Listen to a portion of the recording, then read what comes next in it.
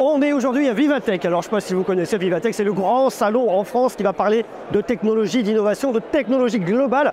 Et là, on est aujourd'hui présent en partenariat avec EDF qui m'a dit « Gros, viens nous voir, viens sur notre stand à Vivatech et tu vas voir, il y a plein de choses qui se passent. » Pourquoi? Parce qu'on connaît tous EDF comme fournisseur d'énergie qui est là depuis tellement longtemps, historique. On connaît, on aime, vous êtes abonné, peut-être, peut-être pas.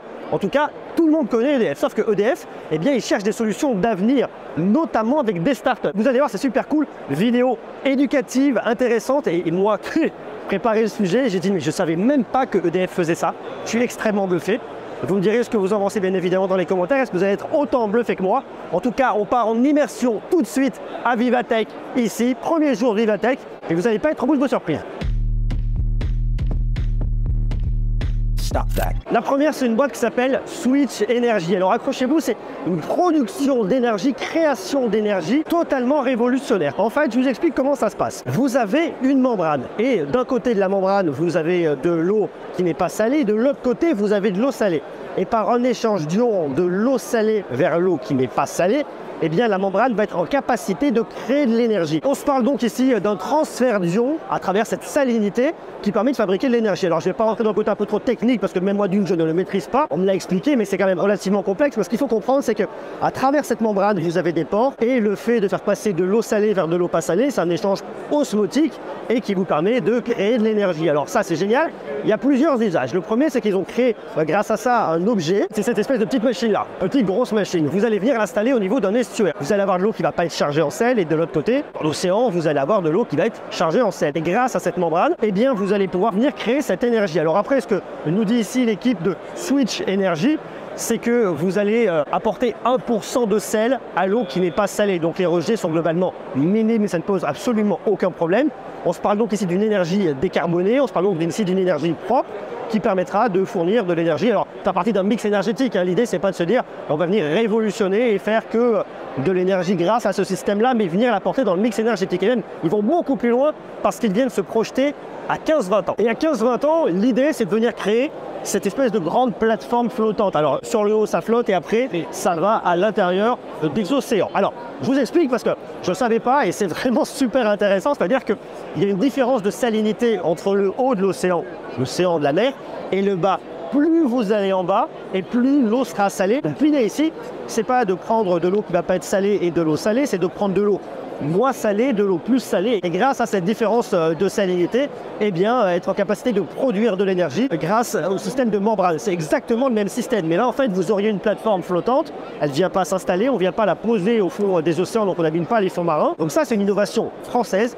Et c'est une entreprise dans laquelle EDF croit beaucoup. Et d'ailleurs, ils viennent le présenter ici aujourd'hui à Vivatech. Quand on produit de l'énergie, il faut bien la stocker quelque part. Et donc ici, on est sur une entreprise française qui s'appelle All Energy et qui crée des systèmes de batteries. Des systèmes de batteries différents. Déjà, on se parle de batteries françaises. Ça, c'est quand même plutôt pas mal et ça, c'est bien et ça nous plaît énormément. Mais surtout, ici, la chimie va être différente. On se parle ici d'une batterie avec du lithium, du fer et du phosphate et on n'a pas de cobalt ici. Donc ça, c'est quand même plutôt pas mal. Et grâce à cette chimie, on va aller beaucoup plus loin au niveau des cycles de charge. Là où, avec des batteries au cobalt, vous avez à peu près 1200 cycles de charge et décharge. Ici, vous allez monter jusqu'à 4000. Ça vous permet donc d'aller beaucoup plus loin, d'emmener vos batteries beaucoup plus loin. Et ça, c'est bien, c'est beau et c'est bon pour l'environnement. Alors, je vous explique. Vous avez différentes tailles de batteries. Ici, on ne se parle d'une batterie qui va être le plus petite, bien évidemment. Alors, on aura une, il pourrait y en avoir plusieurs, ça va dépendre des usages. On se parle bien évidemment d'usages plus professionnels, même si potentiellement le particulier peut l'avoir. Donc là, petit format. Après, on va aller sur un format un peu plus grand, un format rackable. C'est celui-là que vous avez ici. Donc là, en fait, vous allez avoir deux unités de rack. Il y en a une, on peut en mettre plusieurs. On les fait communiquer par des RJ45 pour qu'elles puissent se parler entre elles.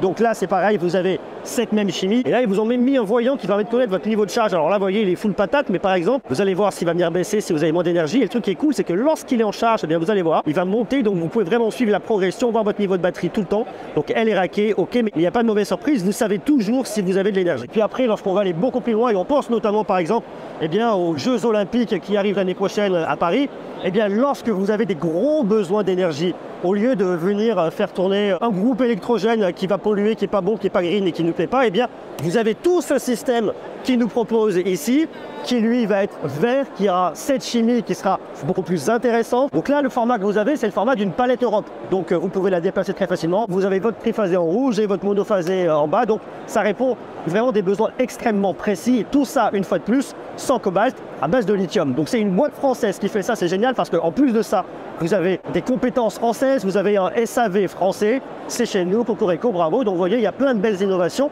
Et c'est l'entreprise qui a gagné le dispositif EDF Pulse cette année. Et ça nous plaît. Et là maintenant, il y a un autre problème qui est hyper important sur lequel EDF vient travailler avec des startups partenaires, c'est le phénomène de décarbonation, notamment au niveau des industries. On sait que les industries que vous allez avoir, elles émettent du CO2. Ça, c'est pas bien, parce qu'elles le rejettent dans l'atmosphère et il y a tous les problèmes de changement climatique qu'on connaît et qu'on voit, et ça, c'est globalement pas ouf. Donc ils se sont dit, ok, comment est-ce qu'on peut faire pour venir décarboner, pouvoir utiliser ces rejets de CO2 et en faire quelque chose plutôt que l'envoyer dans l'atmosphère. Et bien c'est là où c'est intéressant, c'est qu'ils vont venir utiliser des déchets qui sont produits pour pouvoir ensuite, grâce à une boîte qui s'appelle Carbon 8, pouvoir utiliser ce CO2 pour construire quelque chose avec et ne pas le rejeter dans l'atmosphère. Ils viennent prendre un déchet, un ciment, et ils vont venir, alors par un procédé que je ne maîtrise pas, c'est très technique, ils viennent prendre le ciment, ils viennent le mélanger avec du CO2, tout ça en circuit fermé, pour pouvoir venir vous fabriquer un système de billes. En fait, ces billes-là, eh bien, c'est votre ciment et votre CO2 qui est capturé à l'intérieur. Vous me direz, si c'est pour avoir des montagnes de billes, ça servira globalement à rien. Mais en fait, ces montagnes de billes, eh bien, on peut en faire quelque chose de très précis et c'est là que c'est super intéressant. Ils vont prendre ces billes pour venir fabriquer des bâtiments avec. Donc ça, une fois de plus, c'est vertueux, c'est intelligent et c'est malin. On est avec Victor de l'entreprise B0 Carbon qui serait un peu l'équivalent d'une agence de notation comme Standard & Poor's qui va bien noter notamment les États comme la France. Vous notez les entreprises par rapport au carbone. On est une agence de notation pour le carbone volontaire. Donc on analyse les projets qui émettent des offsets, des crédits, et on donne une notation sur vraiment la carbone, l'efficacité carbone. Nous, on aide le marché à vraiment comprendre la qualité de chacun des projets. Okay. Il y a plein de projets dans le monde qui émettent des crédits.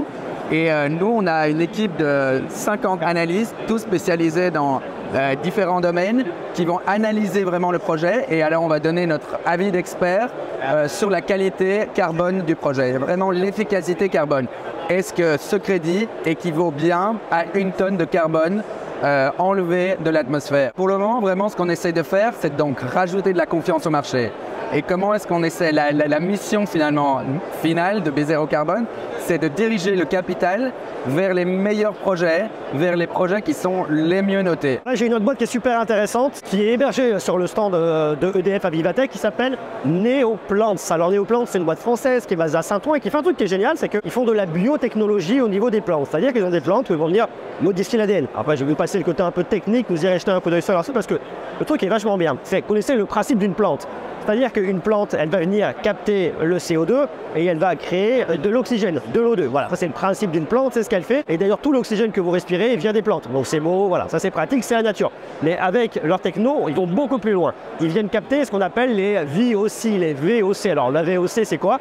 Eh bien, ça va être dans l'air tous les solvants qu'on va pouvoir retrouver. Ça va être également les peintures, ça va être plein de produits qui sont chez vous et dont vous ne connaissez même pas l'existence. Et ce que va venir faire ici, eh bien, les plantes de l'entreprise Neoplants, elle va venir en gros purifier l'air de façon totalement naturelle. Là où une plante va venir capter du CO2 et vous livrer de l'O2, et bien là, il va venir capter bien évidemment le CO2, mais capter également ce qu'on appellera les VOC pour nettoyer l'air de votre intérieur. On retrouve également d'autres startups sur le stand d'EDF qui est très long, avec notamment une entreprise suédoise qui s'appelle Cake et qui fabrique des motos électriques. Alors là, vous voyez, vous êtes sur le off-road, vous êtes sur le tout-terrain avec une batterie qui est planquée jusque-là et surtout un design qui est tout particulier et que personnellement j'aime beaucoup, ça très minimaliste. Vous avez celle-là, c'est un 125. L'idée, c'est d'aller se balader en ville. On parle vraiment de mobilité urbaine. On peut également l'avoir en modèle draisienne pour aller sur les pistes cyclables, mais en petit 125 pour se balader dans Paris ou ailleurs.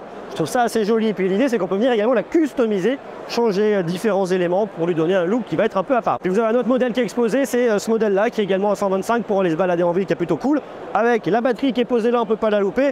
Puis une fois de plus, ce qui est plutôt cool, c'est le côté customisation, le côté où on peut venir rajouter un siège. Vous voulez mettre quelqu'un d'autre derrière, pas vous mettez le siège. Si vous voulez enlever ça, mettre autre chose, vous pouvez. Donc vous voyez, alors là, il n'y a pas d'innovation qui va vous époustoufler par rapport à l'énergie, mais on les retrouve également sur le stand d'EDF qui se sont dit, bah tiens, on va montrer aussi des innos qui sont green et pourquoi pas des motos électriques. Et pourquoi pas. Je vous ai montré quelques entreprises qui sont partenaires de EDF et que EDF soutient et emmène ici aujourd'hui à Vivatech. Ça permet d'avoir un peu cette vision d'avenir de l'énergie. Comment est-ce qu'on vient rajouter de nouvelles productions d'énergie dans le mix énergétique? Comment est-ce qu'on vient stocker de l'énergie pour la rendre plus verte, plus green et bien meilleure? Comment est-ce qu'on vient décarboner? Enfin bref, il y a plein de solutions qui sont super intéressantes qu'on voit aujourd'hui ici à Vivatech. C'est passionnant. C'est un sujet qui est vraiment passionnant parce que bien évidemment, ça nous touche tous. Et ce qui est génial et ce qu'il faut en plus venir retenir ici, c'est que EDF, au-delà d'être une entreprise qui fournit et produit de l'énergie, eh bien, elle investit dans l'avenir, elle cherche des solutions plus vertes, cherche à améliorer toute la question du rejet de CO2. Donc voilà, c'est vraiment cette vision d'avenir qui est intéressante et qui se fait également ici au travers de la tech. On trouve ça super passionnant. D'ailleurs, dites-moi vous ce que vous en pensez dans les commentaires. Qu'est-ce que vous en pensez? Est-ce que vous êtes surpris? Moi, j'étais extrêmement surpris. Je trouve ça génial. Donc dites-moi ce que vous en pensez dans les commentaires. Et puis nous, on se retrouve très bientôt pour continuer à parler tech et vous allez voir, il y a plein de belles choses qui arrivent. À bientôt, ciao.